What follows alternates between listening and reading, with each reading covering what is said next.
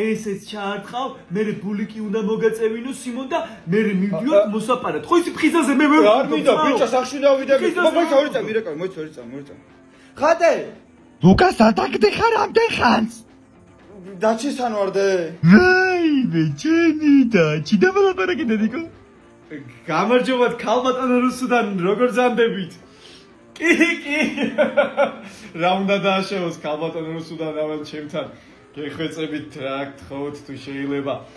არა, მე უნდა ამოვიდე პირიქით, რას იძახით, შოკოლადები და ბამბანერკა ჩემზე იყოს, გეხვეწებით თუ შეიძლება.